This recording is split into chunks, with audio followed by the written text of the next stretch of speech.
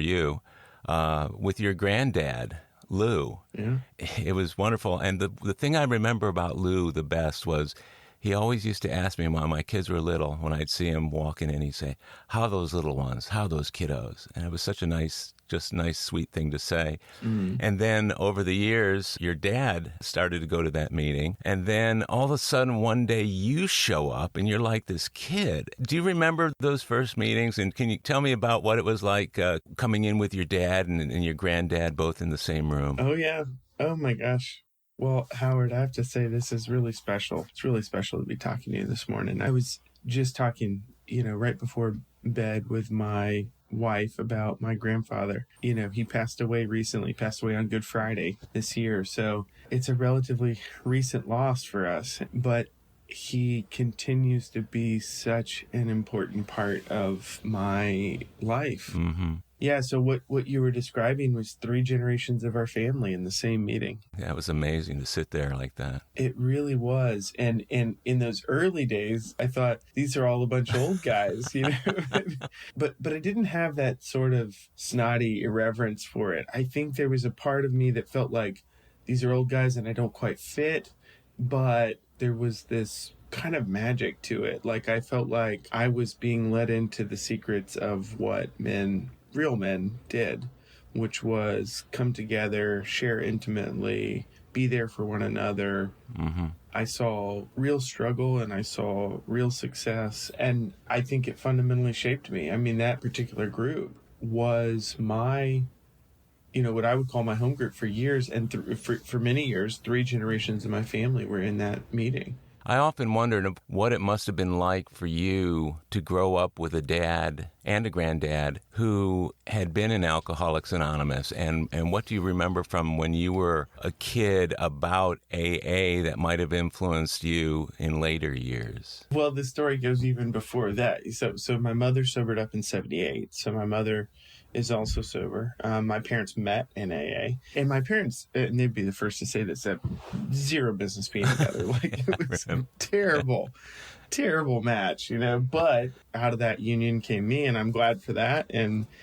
But my mom stayed sober. My dad, has had a long and storied history with recovery. But I always tell him one of the greatest gifts he's given me is 2 things, really. One, the gift of perseverance, right? I've really seen him persevere through a lot of struggle over the years and to overcome it, which is amazing.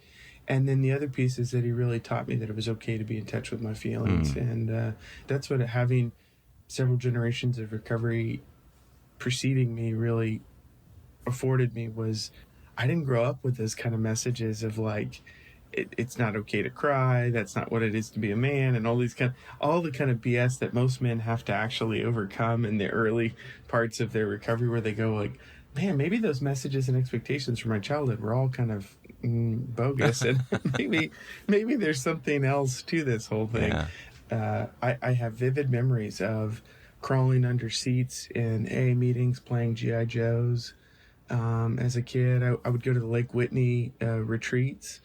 There'd be all these bikers there. It was like, it was an interesting childhood in that way. So in many ways, I think I was absolutely, for so many reasons, destined to be, in that program. Mm-hmm. But my associations to it were all quite positive. I was in Alatots and Alateens and all that, those programs, which I don't feel like we have a lot of those around anymore. We don't have a ton of those meetings, but so I think it was very much Alcoholics Anonymous was an important part of family life growing up, and somehow it still became alcoholic, Well, that's one of the things I wanted to ask about. So you are in the mental health field yourself today, quite successful in the therapeutic community when it comes to both mental health issues and addiction, and you've helped an awful lot of people. Looking back as a guy who's got all of the training and qualifications and everything that you know from your experience in that particular field,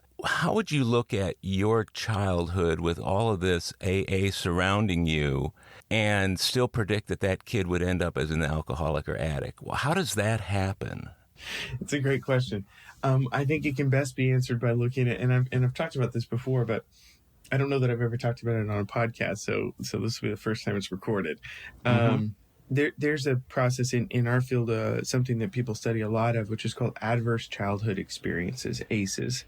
And there's like 14 questions on this adverse childhood experiences test, if you will, survey, and it's related to things like divorce and loss and neglect and abuse, Mm-hmm. incarceration of a parent, or family member, like just a whole host of kind of like all the stuff that could go wrong, the adverse childhood experiences. So I max that scale out, right? I'm like 14 for 14 on that. Okay. Seriously, that's not a joke. I take it and I have all of them. And this is the resilient side. There's a test that looks at factors for resiliency. Mm-hmm. All of those resiliency factors, right? All the things that kind of, you had somebody who you knew loved you, you understood you were cared for. Like, there are all these resiliency factors. Mm-hmm. I have all of those, right? So I max out that scale on resiliency factors too. So I think that's where AA comes in. Because I have a multi-generational family in recovery, we have addiction really, really bad. It goes really deep in our family. It goes, my other grandfather on my mom's side got sober at 68, and he recently passed in the last couple of years, but died sober and has this really storied history of helping people in East Texas and being just a wonderful person in recovery. So we have all of that kind of like the resiliency side. Yeah. But all the things that predicate needing it, which was terrible addiction that runs in the family. So it was like destined to be. But my run was short and fast and hard and steep. And then the recovery has been really long and thankfully, I wouldn't say uneventful. It's not uneventful, but I would say it's been pretty meaningful. I have a really meaningful life. I want to talk about some of that stuff in a little while. I want to have you address, if you wouldn't mind, the misperception that may be out there amongst people, because I know I've sat in meetings before and I've had sponsees before who said, geez, I wish my parents had been in AA. My life would have been so much different. And the erroneous assumption that somehow over time, generations of AA are going to not only decrease, but at some point expunge alcoholism from the family. Obviously, you and I both know that's not true, but to me, like the hope going in is, boy, if I can stay sober, my kids will have that much a better of a life. And it completely ignores all of the other things on that ACE factor. Do you know what I mean? Yep. What would you tell people about that? Yeah, I would definitely say that is erroneous. There's not, in no way, shape, or form does your parents getting sober eradicate the risk for trauma, loss, or other difficulties. I think what it did do is that it gave us the ability to speak the same language eventually. Mm-hmm. That once I entered recovery, we all spoke the language of recovery, and our communication changed over time, right? Our ability to use the program and to use the language of recovery, the steps and all that come with it, to really think through and apply to our family life. And I understand the wish in that, right? Like the wish is, would your alcoholic parents have been better parents if they'd gotten sober? Yeah, probably. But it wouldn't have eradicated all of the other things because life is going to happen. Life is going to happen, and it also fundamentally misunderstands, I think that kind of mythology fundamentally misunderstands the way addiction works, which is that you've got a genetic vulnerability, and if you have the right environmental stressors, and you may take, if your family's sober, you may take that out as environmental stressor, but it's not going to take away all the other environmental stressors that are life. And so when you have that mix of environmental stress and genetic vulnerability, you've got the perfect storm for addiction and the onset of addiction. So that makes a lot of sense too. When you were a little kid, what was going on in your house that may have predicted that you, when you were given the first opportunity to use or drink or escape, would do so with drugs or alcohol? There was definitely abuse, and it was physical abuse that was happening at the hands of my stepfather. So I had a stepdad in the picture who was terribly physically abusive. The children were separated from the family at one point, had to kind of escape in the middle of the night.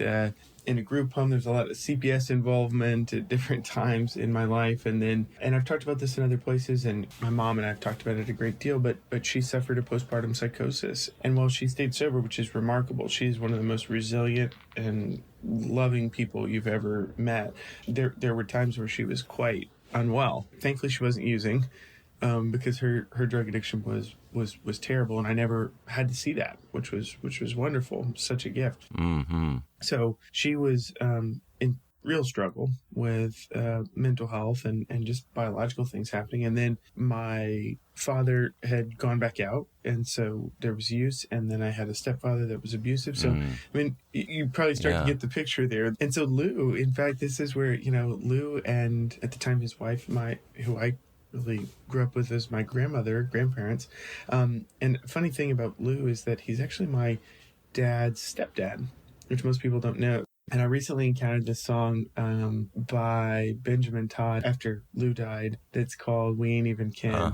And he talks about growing up with a grandfather who isn't really his kin. And when people say, you have this likeness to your grandfather, he goes to correct him. But the grandfather says, no, there's no need. You're my kin. I like that. And that was my relationship with Lou. So, and that's because my blood grandfather on that side, my paternal grandfather, actually died of alcoholism. I mean, he alcohol and barbiturates in Singapore of all places, and I learned more about that because he died in 1970, I suppose. And when you have to repatriate the body, there's all sorts of paperwork that goes with that, repatriating the body of an American citizen. So there was a lot of documentation on his death and what happened. And he was a brilliant man, a geophysicist, and a terrible alcoholic. So, there was intergenerational transmission of trauma and loss and suffering. So even though my mother maintained sobriety, there was a lot of disruption within the home. My stepdad was, all of these pieces were factors. And so when I had that first drink, my very first drink was with my father. Was it? Yeah, I was 8 years old. That was during one of his intervals, right? Yeah. I remember your dad when he was going through that. There was one point where he had 11 years, and man, he was like the paragon of young guy recovery at that time. And everybody was just shocked whenever it was he went out. And when he went out, he would just disappear for a while. And we went to see him, and everybody wondered, where is he? So with the exception of the times that he came back and put together some years, it was always tough to know. But it came to the point where whenever he wasn't there for a sufficiently long period of time, we could assume we knew what happened. And I don't know if that was the case all the time or not. But yeah. So during one of these intervals, I guess, he and you had the opportunity to share a beer. Yeah, well, my first drink was sake. Oh, whoa. Yeah. He pushed a thing of sake over and he said, I bet you couldn't do that. And I said, I bet I can. Wham. One of the kind of foundational kind of educational concepts is substance abuse is a preventable illness, right? Addiction is preventable. If you don't use, you won't be an addict. My brother, for example, and I'm the oldest of 5. I have 3 sisters and a brother. My brother, like me, 4 kids, married, lives in rural Iowa on some land there, and has never drank ever in his life at all. Wow. Never drank. And guess what? He's not an alcoholic. Now, I have the feeling, given who his father is, which was my stepdad, and his mother, and his dad was also alcoholic. Yeah. And was in sobriety, although quite unwell, because not using is not. Yeah, right. It's not sober. That's the minimum requirement for entry. It does not mean a low bar. Yeah, it does not mean you've done the other work of taking good care of yourself and recovery. But I think if my brother used today, he'd be alcoholic. I believe that, just given the nature of who he is, who his parents are. But he doesn't drink, and therefore he doesn't have addiction. Right. And I got introduced to it early, and it was like, it's like everybody, every alcoholic will tell you that first drink experience, no matter how awful. I mean, they could be like, I puked on myself and blacked out, and they were like, and it was couldn't wait to do it again, right? Couldn't wait to do it again, and I couldn't wait to do it again. I was so, and I went hard and fast into it, you know. Was there ever a time that you looked back on that very first experience with any resentment towards your dad pushing that little glass of sake across the table to you? No, I've never. There's been plenty of things I've resented my father for. Don't get me wrong, but that's not one of them. Actually, I've never felt resentful about that, or never thought that it was he who started you on that path. Well, yeah, I think I would have found it anyway. I think undoubtedly that would have been the case. I think I should say that my brother doesn't drink because he saw me drink. Right? Okay. Because, yeah. I'm 5 years older, and he watched this train wreck occur in front of him, and he went, "Oh my God, if that's what it looks like, never. I think I would have found it regardless. As relates to my dad and that whole process, would I have thought a lot. Being that I have 4 kids with a 5th one on the way, I have 4 girls and a 5th baby. It'll be a surprise. We'll find out in late August. Congratulations on that. Yeah, thank you. Yeah, I know. It's pretty great. So when my oldest, Anna, who's now about to be, she'll be 10 in the fall, I remember when she hit 8, and I thought, oh my God, that is crazy. What was going on? That was like an idea that, because it's just so unfathomable, but that's the benefit of being, in August, I'll have, God willing, I'll have 23 years. And that's the benefit of long-term recovery, is that all of that looks great. What's your sobriety date? 8/31/99.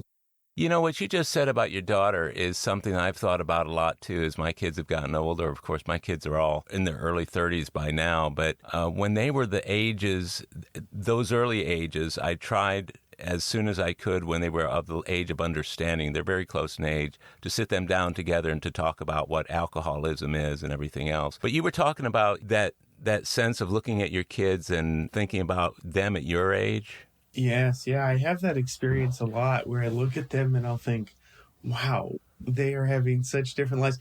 And every now and then, and I refrain from doing it, but every now and then I want to go, when they're complaining or something, I want to go, do you know how good you've got it? Like this is, but it would be totally invalidating of their felt experience in that moment. So I've got to refrain from that. Yeah. But really and truly, they have a different life. And I would say that's not, and I want to be really clear about this, that's not because of me. That's because of I'm reaping the benefits of the fact that 2 generations before me in my family system, people started to change, and they started to do the really, really difficult work of change. And in that process, what I get to be the beneficiary of is being the 3rd generation, carrying that into a 4th generation. And my kids are reaping the benefits of the fact that my grandparents stayed sober and cut a path for my parents to come into recovery. And my parents did the really difficult work of kind of addressing a lot of trauma and a lot of difficult things in their histories that allowed us to be able to do the work of what is kind of the work of my generation, which I see in part as having a lot of stability in the home that just wasn't part of the picture before. And recognizing certain things about the relationship between parents and children that my folks never had the benefit of having, and that I didn't necessarily have the benefit of knowing when I was first starting to have children. Having children terrified me. The idea of having kids terrified me. Whenever my wife and I were getting ready to, or we're at the point in our marriage, 1.5 years, 2 years in, where she says, well, let's start a family. And I was terrified by the idea, because I knew that the only parenting skills I had innately were those inherited from 2 very, very sick parents, and mentally ill parents. But somewhere along the way, it might have been my sponsor, it might have been somebody else, it might have been a guy like your granddad, Lou, pulled me aside and said, look, you've relinquished the control and manageability of your life over to a power greater than yourself. Can you believe that he is their higher power, will be their higher power? can God do for them what he's done for you? And I had to answer that question in the affirmative. That made things a little bit easier, but it still was a very scary thing to do. What was that like for you when you had your first kids? Did you ever give thought to that sort of thing? Yeah, without a doubt. In fact, I had a lot of this. I was relating a lot to what you said, and it's a story that I've told before, but it's an important one for me. So we were about the same, year and a half, 2 years into marriage and wanted to start a family. Both of us wanted a large family. We came in saying we want at least 4. My wife's one of 4. I'm one of 5. I thought, we want a big family. So Yeah. So we knew we were going to kind of get started. So we wanted that. Both of us really wanted that. And then it came time to all right, let's start trying for kids. And this fear came over me, this kind of oh my gosh. I mean, what if, all the, what if this, what if that, what if what if that? And I have a sponsor who likes to say, if you're going to pray, why worry? And if you're going to worry, why pray? Yeah. He likes that one. So what happened was I had a really honest conversation with my wife, and I said, I'm really terrified. And one of the things I was terrified of, actually, to be quite honest, was a little bit more even selfish than what if something terrible happens with the kids, or they have these same afflictions or whatever. Right. It was actually I didn't want to have one of those kind of loveless marriages where kids got in the way of your ability to.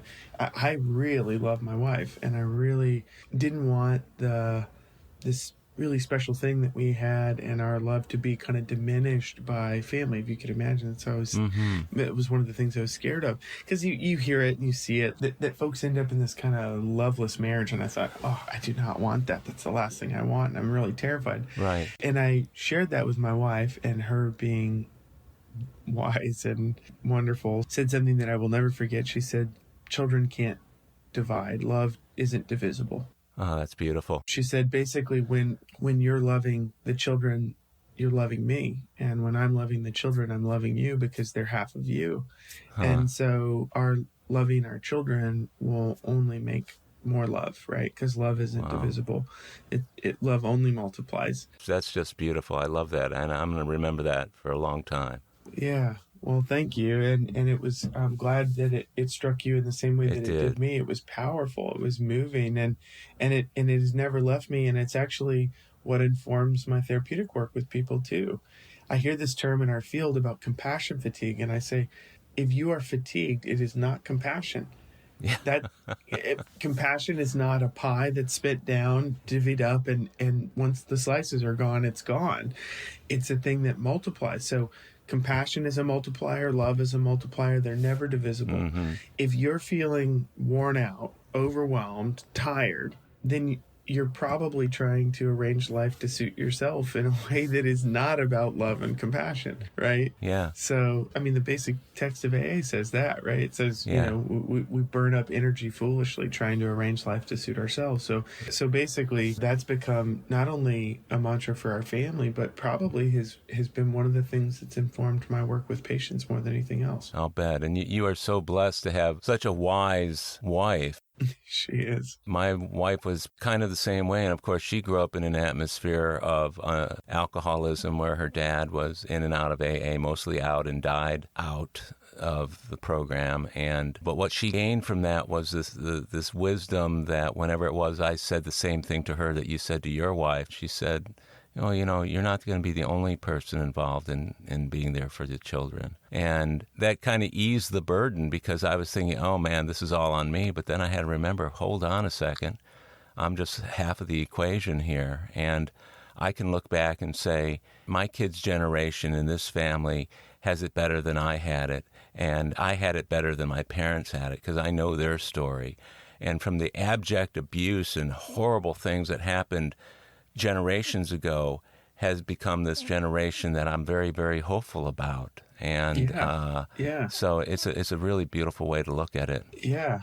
Let's rewind just a little bit here, because you had such a short career as a active alcoholic. It was long enough. At what point did you get involved in seeking out alcohol and or drugs? I think that was pretty immediate. I mean, that was once the first drink was set in motion, it was immediate. I was stealing alcohol where I could. Mm-hmm. Started smoking when I was 8, so stealing that. Then being in an apartment complex, you can run around with older kids and they're smoking weed and they're doing, and then pretty quickly, I mean, one of the things that I experienced early on was hallucinogens too. And I would say that was my drug of choice. I liked the feeling of kind of altering consciousness. Probably what I liked was that you could alter your perceived sense of reality, because mine was like at times pretty abysmal. And so I wanted that to be different. I think I would be remiss if I didn't say the other thing that was an interesting piece. Of course, AA saved my life and 12-step recovery. There was another life-saving thing that happened for me too that was in the midst of all this, and it kind of intersected this. So some of my longest term friends in recovery are people that I grew up with. One guy in particular that I grew up playing hockey with, and we used together. And he got sober after me. Chris C., you might know. And he's now in Dallas, although he's moving back here. But he'd taken a job there and stayed sober and done really well. And he's just amazing. But he was like one of my best childhood friends. Austin Peak. Our parents sobered up together in the late 70s, early 80s. Our mothers were like best friends, pregnant with us at the same time. You guys look like brothers too when you were growing up. We did. Yeah. Literally like carbon copies. It was beautiful. I look more like his brother than his brother does. That's the funny thing, because he and I look more like twins. And his brother is built totally differently. Like he's like long and lean, and we're kind of like medium build. And so I look a lot like Austin. Yeah. So all of those people that were, Austin's another one of those examples of somebody who used like hard and fast and went down quick, and then sobered up early and then stuck, like really stayed the course. And all of the work of recovery really shaped kind of the experience that he's having too. So anyway, my point in that is it was hard and fast, but simultaneously to the addiction, there were these relationships that were being fostered, and they have been some of the most important and powerful and shaping relationships that I've had over the course of my adult life. And they began right there in the midst of that. Were you all doing the same things together? Or you were all using and drinking together? Chris and I were. Austin and I were not. What was kind of cool, and we've reflected on this at times, that what was really cool about our relationship is that we were really, really close as kids. Like I thought he was my cousin till I was like 13. And then I realized that his mom wasn't actually my mom's sister. And I was like, wait a second, he's not really my cousin. But like, I grew up really feeling like he's my cousin. And then I started using, like when I was using, I wasn't using with him. It was like this, it was kept apart. And then when he was using, we never hung out because I had sobered up. And so we always talk about how addiction never poisoned the relationship. We have like these really fond childhood memories of like connection and being together. And then we have like recovery together. Yeah. Yeah. Like two different lives. Yeah. Yeah. We kind of skipped all the trauma in the middle, though we share about that as a function of recovery. So anyway, it's just interesting. And I think that's probably the biggest protective factor around recovery. If there was one thing that I could say, like, you hear all these adages like meeting makers make it and all that stuff. And I think meetings are super important, but I think meeting makers make meetings. I think the people who make it, and what's useful about meetings is that it facilitates what I'm about to say, which is the people who make it have real and meaningful relationships. That's who makes it. That's like right. Long-term recovery, that's who makes it. Yeah. So it's like stick with the winners. Exactly. And those are the people that generally are going to meetings. Not always, but generally. And they're the same people that have the relationship to a sponsor. It's not that the sponsor is some sage guru, although sometimes they've got sage wisdom from their experience. It's that the sponsor, the mentor, is a relationship with whom you can feel safe and secure in sharing the most intimate parts of your life with. So that's who makes it. It's the people who get connected, and it's the most protective factor. Going back to that ACEs thing we talked about earlier, the adverse childhood experiences. If you fast forward and you look at adverse childhood experiences over the life course, so on one axis, you've got adverse childhood experiences. On the other axis, you've got comorbid health conditions over the life course. And I'm talking diabetes, heart disease, depression, substance use, all of it. Medical as well as behavioral health. As you might imagine, the more adverse childhood experiences one has, the more comorbid health conditions they have over the life course. And the only factor, and this comes from the researcher Bruce Perry, the people who have literally either double their risk factor for illness over the life course or cut their risk factor in half, the one determinant factor in that is relationships. Mm-hmm. People who have a poverty of relationships are far more at risk. I mean, they're 12 times more likely to have heart disease. They're 4 times more likely to have diabetes, substance use out the wazoo, depression and anxiety, all of these kind of health conditions. People who have strong social relationships, strong ties to people, cut their risk factor for illness in half. It's wild. You had kind of that organic experience with these friends of yours as you were coming in and able to have these strong relationships.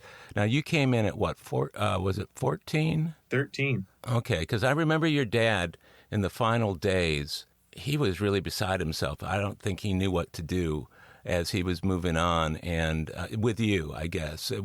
I got to hear about you before I ever met you. This is a very short trajectory, but it's one that I know is chock full of all kinds of interesting things. Can you walk us through the point at which you were using to the point that it got out of control to the point at which you finally made it to AA? Yeah, well, I think it's important to say that I came in kicking and screaming, that left to my own devices, I'd still be out there today. I think you have to look no further than the people in the generations that came before me. They stayed out a lot longer, but they also didn't have the intervention that I did. So the reason I sobered up young, and the reason my dad sobered up young, for example, was that my grandfather was in recovery. Like, my grandfather intervened in a way that brought him into the fold of recovery early on. We'll be right back. My friends, if you're enjoying AA recovery interviews, I invite you to check out my latest audiobook, Alcoholics Anonymous, the story of how more than 100 men have recovered from alcoholism. This is the word-for-word, cover-to-cover reading of the first edition of the Big Book, published in 1939. It's a relaxing yet meaningful and engaging way to listen to the Big Book anytime, any place. Have a free listen at Audible, iTunes, or Amazon. While you're there, search for my other audiobook, Lost Stories of the Big Book, 30 original stories from the first and or second editions missing from the third and fourth editions of Alcoholics Anonymous. It's an engaging audiobook that brings these stories to life for AA members who've never seen them.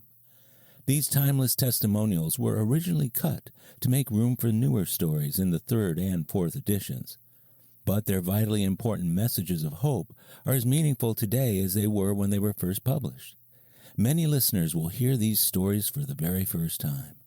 It's also available from Amazon as a Kindle book or in paperback if you'd like to read along. You're going to love it. And we're back.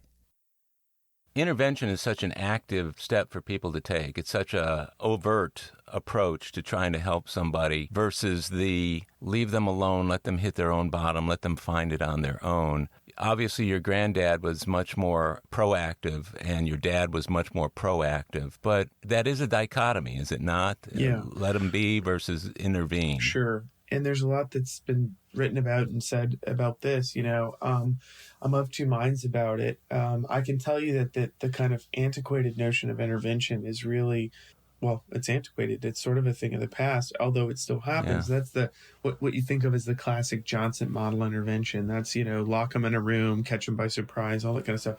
I want to say this to all the interventionists who might listen. There's a time and a place for that. That's super important. Doing that style of intervention will fundamentally save a person's life. Absolutely. There are other times where it will poison the well, where you really get in the way of their ability to even seek help.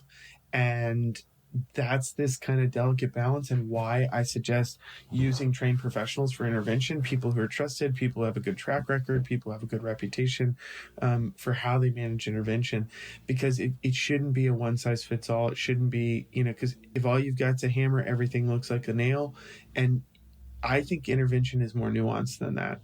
And it's why I outsource intervention. If I have an existing relationship, I will intervene in a certain way because I'm part of that, relationship. But I always talk about using and refer to a lot of outside interventionists because that's what they do 24/7. That is their bailiwick. And the newer model, the newer kind of idea, and it's not so new anymore, but it is new for a lot of people because they think of the Johnson model intervention. They think of that kind of, you write frothy emotional letters and you appeal to the person, but you catch them by surprise and their bags are packed and they've got a ticket to go to treatment.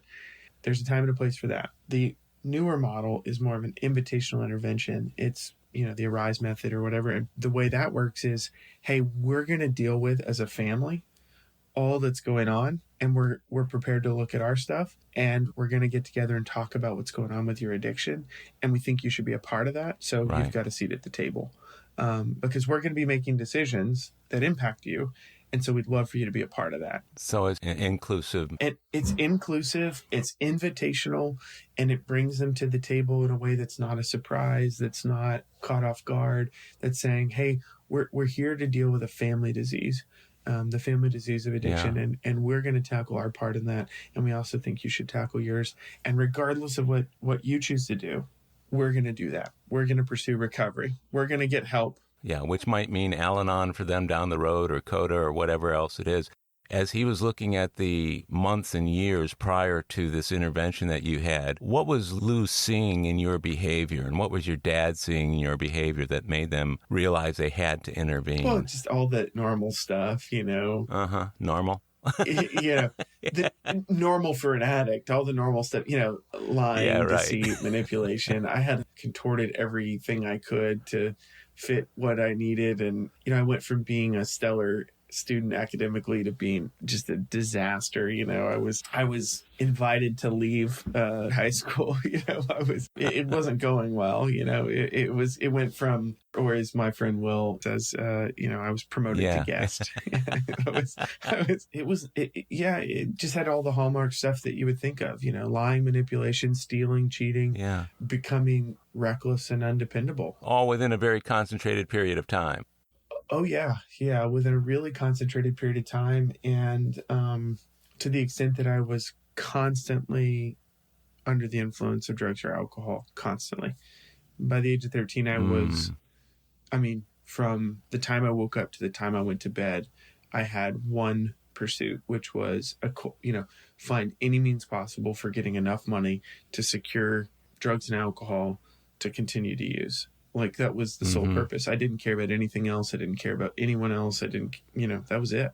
So what was the upshot from that with regard to your dad and your mom, and let's say even your granddad? What approaches did they take to try and deal with that before they actually realized an intervention would be necessary? I think it happened so hard and fast that I think it knocked them off their feet, and they didn't know what to do. And they saw this bright and capable, really sweet and loving kid, as I was, just totally crater. And I think more than anything, they were terrified. I didn't have a lot of the anger and I think they were just like, oh my God, what is happening here?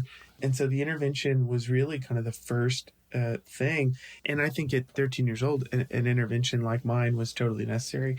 I think had they kind of, tiptoed around things, it would have been terrible. And I'll tell you, my intervention was one of those classic ones that cannot work for a lot of people, but worked well for me. And my whole family came together, and I didn't know where I was going. In fact, I was on my way to buy a quarter pound of weed from school, and I meet a guy there, and he was left holding, and he was not happy with me. So I was showing up to buy weed, and they said, well, we canceled your ride. So I would basically get picked up by a upperclassman, a young woman who was sisters with a friend of mine, and she would actually take us back to his house, and we would just drink Everclear. So it was me and John, and we would, be drinking grain alcohol at 7 a.m, freshman year of high school. And they said, well, we canceled your ride. Mandy was her name. And we're taking you to school. And I went, this is not good. Because I'm supposed to get drunk and then, get some drugs. And I remember I had acid on me, and I was like, oh crap, what am I supposed to do with this? And because we started going, and I said, school's the other direction. School's that way. And they said, well, we're going this way. And I went, where are we going? So I hid the acid in my mother's minivan. I remember that. And then we get to this place, and they deadbolt me in. They lock me in a room, And I'm like, get me, and I'm kicking, scream. I'm doing all the stuff and I'm like, get me out of here. This is bullshit, and Carol did my intervention. She was a master, too. She was a master at that. She saved a lot of lives. So good. So good. Because I didn't want to be there, I think it went about as well as something like that can go. They drove me from there to treatment. I was kicking and screaming the whole way. And I said, well, somebody give me a cigarette. And they gave me cigarettes. And I said, okay, well, this isn't that bad. Then, I can smoke and whatever. That was one thing that was permitted, which we don't do now with adolescent treatment. We don't do it all. But then, back then, 23 years ago, when we were smoking in Holy Name, we were smoking inside the church. I mean, people were smoking cigars inside the church. I remember that. I was like, all right, well, they're going to let me smoke openly, so that's okay. They drove me right into treatment. I was still there kind of kicking and screaming. I remember they gave me all the consent forms for treatment, and, they need your signature, and I just wrote, fuck you. That's what I wrote, and I threw the clipboard at the lady, and I said, that's, so I was just, I did not want to be there. Did you have to detox? No, I mean, not in an acute physical sense. I think I felt like not great. Drugs were easier to come by than alcohol at that age. Alcohol, it's funny enough, but alcohol is like harder to get hold of because it's more regulated. So I was using more drugs, and coming off drugs, you feel really crummy. But coming off alcohol, you're subject to die. So most people don't appreciate that. Like alcohol is still king, by the way. Out of all the people we treated in inpatient residential last year, everything, people think about opioids and all that. 11.5% of the people we treated last year were primary opioid users. 69.9% of the people that we treated were alcoholic. Primary substance use. Their primary drug of choice was alcohol. It is still king by far. And that's the people who need medical detox. Yeah, it's just not mentioned as much. No, it's not. And because it's a pervasive part of the culture, we have acclimated so much to the creeping nature of alcoholism. There was a great article in The Atlantic a few months ago that I send around to people if they want to read it about the history of alcohol in this country. It's called America Has a Drinking Problem. And it's absolutely true. We are nuts. Just like we have a psychosis about guns in this country, we have a psychosis about our relationship to alcohol. We think it's totally normal that every meaningful event in a person's life is like surrounds alcohol. That every sporting event, that every celebration, that every loss is demarcated by the use of alcohol. It's crazy. That's nuts. So here you were in this treatment. How long did you stay in there? So it was, so I was in that program for 2 years. It splintered off into another deal, and I went to Katie because I thought the girls were cuter, and that was honestly like how I was making decisions like about where I got sober. Well, you're still just a young teenager there. Yeah, totally. The motivation around doing my first fifth step was that I found a sponsor who didn't say wait a year. He said, get through your fifth step and then you can date this. And I like this guy. This is my guy. Yeah. I came in kicking and screaming, and to everyone's great surprise, I stayed. I stayed sober and I got well, kind of in spite of myself. And that's the miracle of it, right? Is that I didn't even want it. My great plan, and I've talked about this before, my big idea was that I would gain my parents' trust back and then screw them over and take off.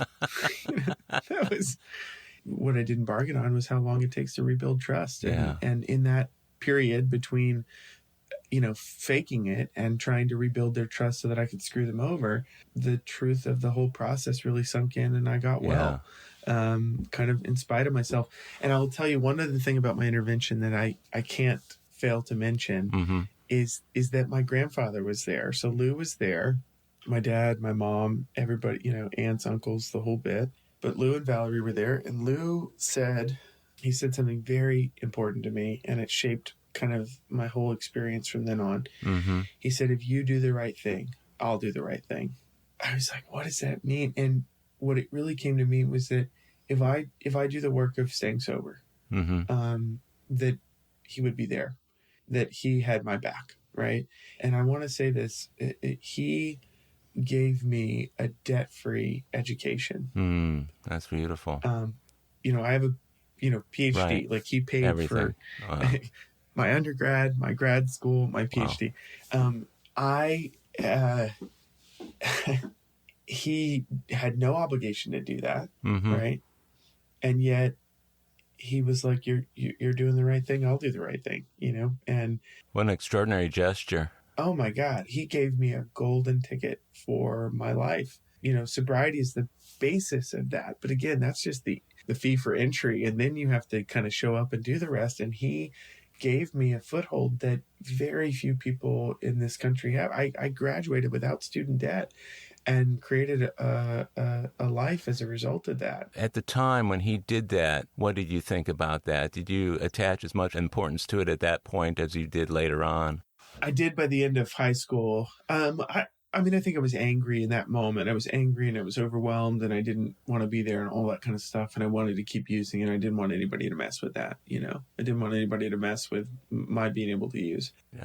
But pretty early on, I got it. I was coming to those meetings. Like he showed up for me and my dad showed up and my mom showed up and all the people who said that they would be there showed up. And I went through treatment for a few years.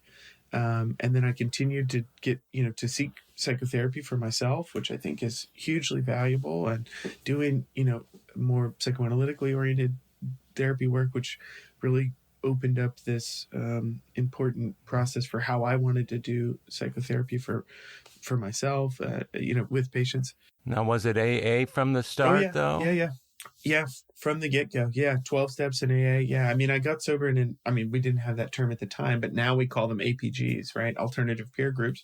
But that APG was 12-step based, and I was immediately going to the Katy Club and there in Katy, because remember there were cuter girls at Katy High School and all this, and that was what drew me in that. I didn't even live in Katy, but I was going to meetings out there. That set you up for your own experience then in AA. I wanted to take a look at that because one of the hallmarks of these interviews is that you've been sober a long time, 23 years, and a lot's happened between when you first got sober and today. So you were actually coming back into AA because you'd been coming to AA when you were a little kid, crawling under the chairs and everything, right? So you came back.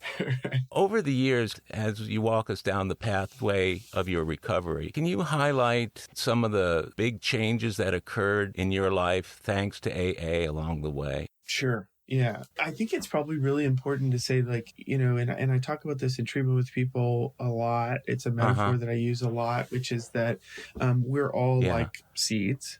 And within the seed, everything that we need and everything that we're intended to be is contained within that, right?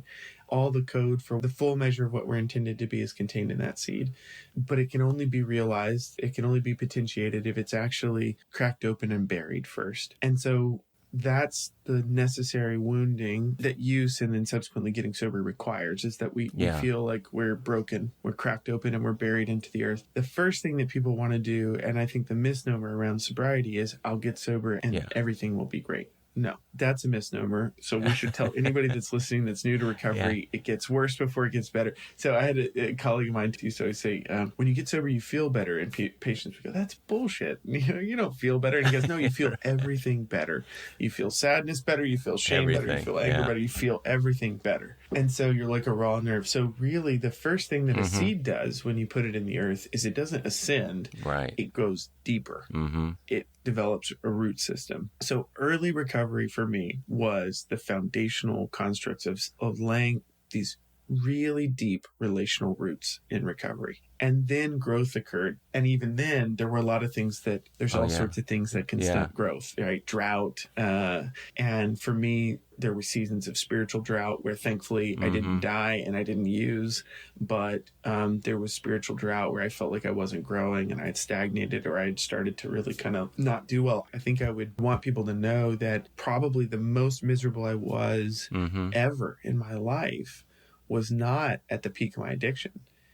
Because remember, I was just getting started, right? So if my addiction was interrupted more than it had reached a natural conclusion. Sure. It was interrupted abruptly. So I was still on the kind of upswing of this is great, although it wasn't, obviously. And for lots of reasons I can see now it was not. But in that moment, that's what it felt like. The worst I've ever felt was probably around 5 years sober, suicidal idea, where I wanted to die. And a huge part of that was the road narrowing around sobriety. I had consistent sobriety, and there was a Tatum O'Neill wrote a book called The Paper Thin Life. I'm not recommending that book. I want to be clear to anybody listening. It's not worth reading, but the title's catchy. I had a paper thin life. On paper, my life looked really good. My resume looked really good. And inside, I felt really empty and hollow at 5 years sober.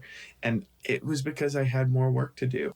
And I think that's where we lose a lot of people in long-term recovery is when they still kind of are laboring under the idea of like, well, I'm sober, so I should be feeling better. No, not really. Well, there's that expectation that you were talking about earlier. You know, we go in and we immediately raise the bar of expectations, where the prudent thing to do is to keep it low until it raises itself along the way based on what we're doing.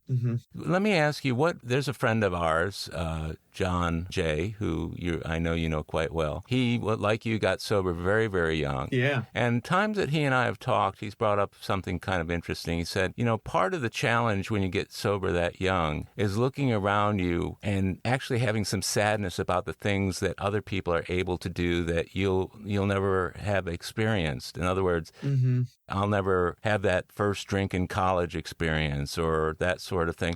To what extent did the lack of those experiences have in shaping your view? You know, it's really interesting. I don't really kind of lament that. I think that people like he and I, because he sobered up similarly quite young and actually has even longer than me. He's a couple years older. He's a couple years older than me, I think. A lot of people that sober up at our age, that young, do have those regrets. And ultimately, I think that can be this kind of gnawing idea that sets in motion a sort of chain of events for the justification of use later. I'm not saying that about John. I just think I've seen that for a lot of people where they go like, you know, maybe I'm not alcoholic and I sobered up really young. Okay, well, and I just never, like, to me, that idea, like just taking that notion for a moment, and I've had people who've said this, like, you know, at this point, don't you think like you've done enough personal work and you could kind of drink without consequence and, you know, all that kind of stuff. And I think, first of all, you know, I've watched generations before me go back out and I've seen what that looks like. And so no thanks, I'm good. And I've seen him do it after long-term sobriety. So no thanks, I'm good. But here's the other thing is that to risk that for the idea of altering consciousness with alcohol for, you know, a handful of hours, to risk everything that I've built, that in itself is an alcoholic thought. Yeah, isn't it? Only the alcoholic is willing to risk everything on that bet. Yeah. Right? He's like, you know what? I'm all in on the next drink. Like, I'll risk everything in hopes that it goes well. And I'm like, no. And does that mean that I don't have alcoholism? No, I think alcoholism is alive and well, and it permeates it. I think it's one of those things that like it morphs. And this is another thing that over time, like the road gets narrower. I think why at 5 years, why I felt so miserable is that I had to address other work. I had to address other ways in which my addiction had manifested itself in the form of needing other programs or needing other support. You know, Greg M will always say, you know, I'm in this program and I'm in that program and I'm one bet away from a GA meeting and I'm, you know, like, and I think for people who stay sober really long term, like that's the truth. Like we just realize that addiction is addiction, and it permeates every facet of our lives, and we can be addicted to recovery in some ways in a way that actually stands in the way of our capacity to grow, you know, where people can kind of hide out behind recovery and the ideas of recovery and not actually grow into the full measure of who they're intended to be. Yeah, and nobody will call you on that because it's recovery. It's just like workaholics usually don't get called on their issues either because the Puritan work ethic. Right. Personified by the guy who's working 18 hours a day. That's the success story. Now, you mentioned earlier that you had this, I don't know, was it a crisis of faith or that higher power issue for you? Did that rear its head at any point? Oh, sure. I think many times over. I think first of all, I came into the program very spiritually wounded, where people had done things to me in the name of God, Right. and I had a lot of resentment about that. Yeah. Right. So I talk about and joke about being a recovering Baptist. Right. Uh-huh. That I grew up in the South where a lot of people are spiritually Sure. wounded by fundamentalist Christian perspectives, and so I had that. Mm-hmm. I think I rejected a lot of the ideas that were from my childhood, and then I rediscovered them later Right. after a lot of exploration. So I did a lot of I've done a lot of spiritual Yeah. seeking. I've sought out Zen Buddhism, and I've sought out understanding more about Judaism because of its history in my Right. family, and I've sought out understanding more about progressive Christian sects and different things like that, and other kind of more, I would say, pagan type traditions. Sure. I've really looked at all of that, and encountered a bunch of those different things along the way, and felt drawn to different things at different times in my life. And there are other times where I've really doubted the existence of God, and I think grappling with that is an important construct of spiritual growth. One of the things that I've really come to appreciate is, James Hollis says this, that spiritual maturation demands mystery. Yeah. That some of the early notions I felt real certain about. I think the longer you stay sober, the more you learn, and the more you know, the less you understand, and the more you're able to deepen into uncertainty as a form of maturation. That growing up means we don't have all the answers. Yeah, I get that. And that path to spiritual satisfaction, let's say, is meandering, and it goes around corners, and it goes up and down. For me, one of the things I've had to try and realize is that if I believe myself when I say I am a spiritual being having a human experience, then the spiritual part of me would allow the human to have the experiences that I have that leave me wondering whether or not there is a higher power. Does that make sense? It's like, the same power that allows me free will out there is the same power that makes me doubt whether the higher power is actually there running the show. So when you mentioned the ups and downs, I get that 100%. Yeah. So where has that led you then in terms of your overall spiritual quest in your life? Yeah, it's interesting. I think where I land now, a good friend of mine, Matt, who's a longtime recovery guy, I'm very open about that. And as a pastor, and started a lot of recovery-oriented church stuff and things like that. He's a very dear friend of mine, and he would say, people always ask him, "Are you a Christian?" And he says, "Well, you tell me what a Christian is, and I'll tell you if I'm that." You tell me what you think that is, and I'll tell you whether I'm that. And another really dear friend of both of ours, Bill's a Jungian analyst in town, and he's also a pastor. And he, I find that these days I'm really drawn to anything spiritually that's like just this side of heretical, just like on, what Matt would call it is occupying the inside of the outside edge of organized religion. And I like that. I find, that's what drew me to Matt. Matt used to put out these wanted posters. It was a wanted poster with Jesus on it, and it said he had long hair, lived at home till he was 30, and got in trouble with the law. He's our kind of guy. And I love that. I thought that was, I thought that's great, like that drew me in. And then I would go to those services, and, this guy would get up and he'd say, introduce yourself around, you'll meet everybody from alumni of Penn State to alumni of the State Pen. That's Beautiful. What's amazing about Alcoholics Anonymous too, about recovery circles, is that like you'll find in the same meeting, like Sunday night, you'll find people that went to Harvard and people that spent most of their adult life in prison that are now reentering society, like in the same room and sharing about their histories in a way that connects them and binds them. To me, that is the picture of God that I have, right? That's divine presence. And so Bill has given me a lot of language for that. He would say that he's an atheist. In that he does not believe in a theistic conception of God, what he calls a sky God. And he challenges a lot of these modern notions. And that's what I find really helpful, is that I've gotten to reimagine things that I encountered in a new way, and they've taken on new meaning for me. So maybe we can think in symbolic and metaphorical terms, maybe. And he doesn't use the word God anymore. He says divine presence. And that notion of kind of namaste that you hear is like the divine light in me honors the divine light in you. It's that kind of idea of that place this space, even virtually, where you and I are connecting, looking at each other on a screen. God exists in this place between us, in this space that connects us over time, and it's profound and it's meaningful. Where spirituality resides for me today is my goal is to live with intention. So I do a lot of contemplative practice in this kind of connection. So my spirituality these days is more being present to channeling that feeling of God that is in all things and exists in all things at all times. Yeah, I get that. That's such a wonderful approach to integrating the spiritual aspects of the program into your overall life. You're acknowledging that. That's sometimes a tough thing to do. A lot of people who may be listening who are relatively new in sobriety are wondering, how does one get to that point? Simply by AA. And I always have to say, if you're sitting in an AA meeting with other people, you're already there. In other words, if God has put us all together in the same space at the same time with that idea that God is present in his entirety within each one of us, then the very fact that we're even in a room together says a lot, doesn't it? Absolutely. And I was reminded of that old adage around the second step. And I think it's good for new people to hear that came to believe that a power greater than ourselves could restore us to sanity. That's the second step. If you break that down, it's first all you have to do is come. Then you come to believe. So people say, well, I don't get it. And what do we say to them? Keep coming back.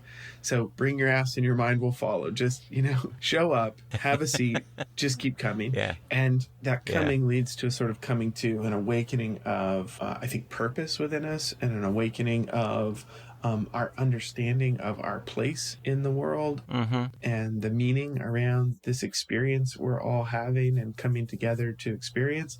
And then in that process of coming to, we come to believe that there is something that has brought all this together, and that something, whatever that is, can be trusted and relied upon, and that's faith. And that's an extraordinary way to think of things for an alcoholic and drug addict. And I think you and I are both on the same script with regard to how we live our lives with integrity and spirituality. You've already shared a few of the gifts that you've attained by virtue of being sober in AA. You mentioned a family. You mentioned a very good and loving marriage. You've mentioned a career that allows you to live your passion on a daily basis and be of maximum use to your fellows. Can you leave listeners with something within your sobriety that you faced the greatest challenge, that you had to call on all of your resources to be able to get through, and what that looked like? I think if you stay sober long enough, you'll have many dark nights of the soul. Many of those experiences in which you feel like, I can't go on, I can't go further, I'm feeling torn apart. I think one of the things, and it goes back to a really basic but fundamentally important kind of wisdom that comes from William, who's now deceased, but William used to say, we navigate the ups and downs of life without taking a drink. That's it. It's super simple. Keep coming back, things will get better. Keep coming back because things will suck again. That's so true. For me, the thing that has always gotten me through is relationships. It's the most important factor to my recovery, whether that's my relationship to my wife, my relationship to mentors and people who've come before me, my relationships to friends and peers that kind of stand beside me in the journey, and even my relationship to patients. I think my patients have taught me more about myself than probably anybody, because I'm in this incredibly privileged position of being a witness to people's story and to their experience. And in doing so, I learn so much about myself. I get to help them, hopefully, along the way, but I learn about the human condition, and there's no part of their humanity that doesn't apply to my humanity.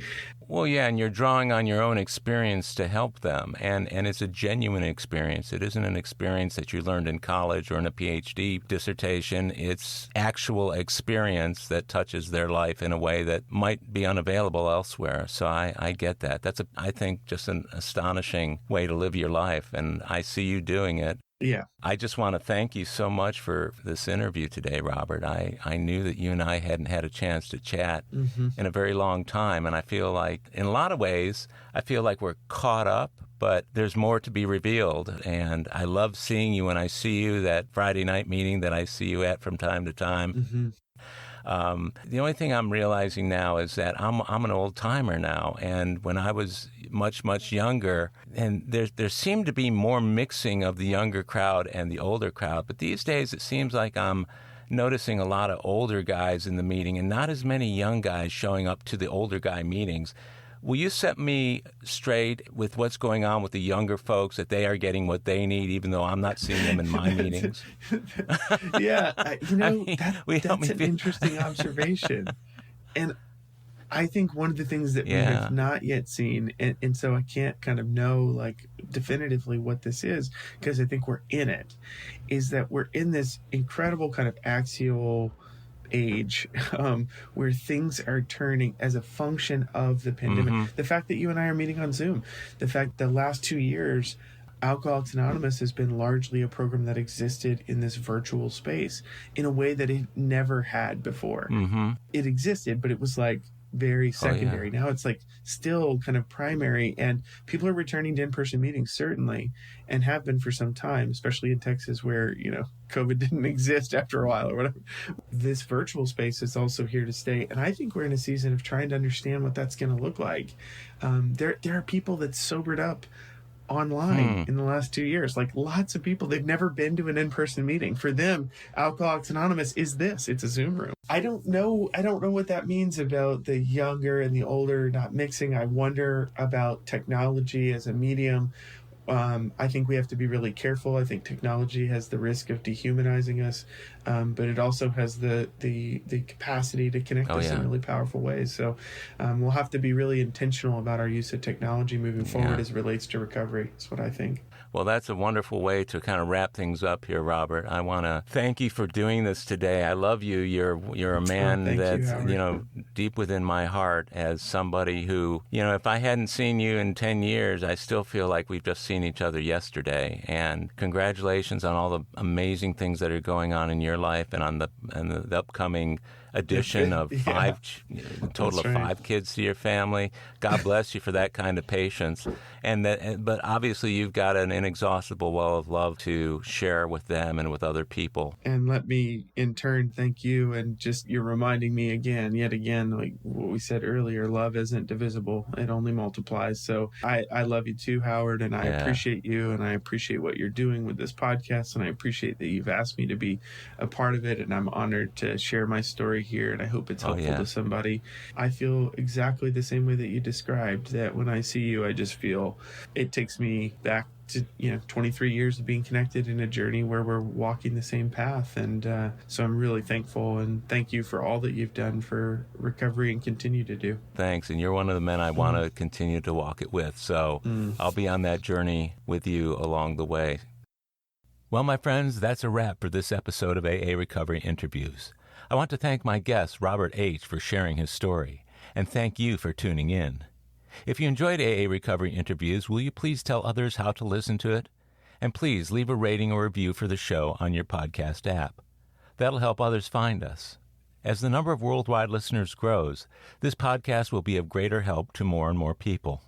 Of course, you can listen to all my interviews by following this podcast on Apple Podcasts, Google Podcasts, iHeartRadio, Spotify, Pandora, Stitcher, and other podcast providers. Or tell Siri, Google Assistant, or Alexa, play AA Recovery Interviews podcast. Or visit our website, aarecoveryinterviews.com, to listen to every interview, share your comments, and also contact us. If you want to email me directly, it's Howard at aarecoveryinterviews.com. By the way, this podcast strictly adheres to AA's 12 traditions and all General Service Office guidelines for maintaining and safeguarding anonymity online. I pay all podcast production costs, no advertising is allowed, and no one receives financial gain from the show. AA Recovery Interviews and my guests do not speak for or represent AA at large. This podcast is simply my way of giving back to AA, that which has been so freely given to me. The next episode of AA Recovery Interviews is on the way, so keep coming back. It'll be here soon.